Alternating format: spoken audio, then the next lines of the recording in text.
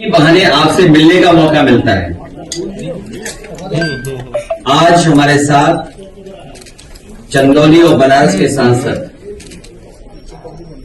हमारे साथी वीरेंद्र सिंह जी, समाजवादी पार्टी के जिलाध्यक्ष, समाजवादी पार्टी के कई साथी जो संगठन के हैं, चुनाव लड़े हैं, और हमारे महत्वपूर्ण कार्यकर्ता जो आज यहां पर हैं, साथ में उनके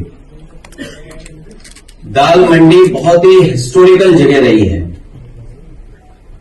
उस बाजार के कुछ व्यापारी साथी आए हैं, लेकिन वो दुख और तकलीफ सभी जो व्यापारी हैं उनकी लेकर के आए हैं। जिस तरह से लगातार पिछले कई महीनों से, या यूं कहें कि कई साल से उनके ऊपर सरकार की तरफ से जो सरकार का फैसला, उसकी वजह से संकट आया है।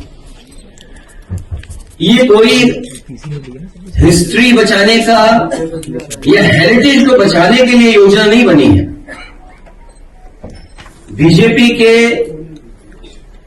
लोगों की तरफ से जो योजना बन रही है, कोई यहां हिस्ट्री बचाने के लिए नहीं है, ना हेरिटेज बचाने के लिए।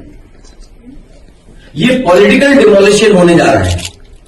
ये पॉलिटिकल अप्रोच है उनकी, और पॉलिटिकल अप्रोच इसलिए है क्योंकि वो चुनाव उस बाजार से या उसके आसपास जीत करके नहीं जा पा रहे। अगर उन्होंने कोई एग्जाम्पलरी काम पहले कोई किया होता, बनारस को क्योटो के बराबर खड़ा करने के लिए, क्योंकि हमने आपने जो तस्वीर या जो विजन देखा, और खुशी तो तब हुई जब ये विजन आया कि हम वाराणसी को क्योटो बनाने जा रहे हैं। क्योटो वो रिलीजियस हेरिटेज सिटी है, जापान की, जहां न जाने कितने टूरिस्ट जाते हैं।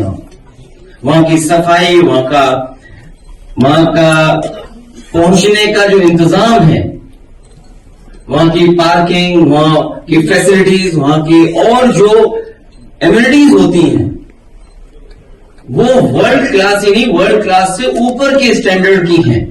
तो जब ये बात कही गई कि वाराणसी को क्योटो बनाया जाएगा या क्योटो के तर्ज पर उसका विकास होगा, और मुझे याद है हम लोगों को भी भरोसा इसलिए आ गया क्योंकि उस समय के जो प्रधानमंत्री थे,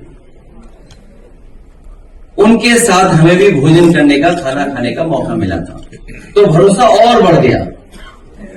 लेकिन इधर देख रहे हैं कि लोगों को परेशान किया जाए, कैसे किया जाए, तकलीफ कैसे पहुंचाई जाए, उनका कारोबार कैसे छीना जाए, उनको अपने डर से, अपने सरकार की ताकत से, सरकार के डर से कैसे डराया जाए जिससे वो अपनी मांग भी ना मांग सकें, और अपने प्रोजेक्ट को पूरा करने के लिए, पॉलिटिकल प्रोजेक्ट के लिए, कोई गवर्नमेंट प्रोजेक्ट नहीं है, पॉलिटिकल प्रोजेक्ट को पूरा करने के लिए डिवाइड एंड रूल का रास्ता अपना रहे हैं कि ऐसा माहौल बना दो कि उन्हीं के बीच में मतभेद हो जाए और कोई ना कोई एडवांटेज उठा ले।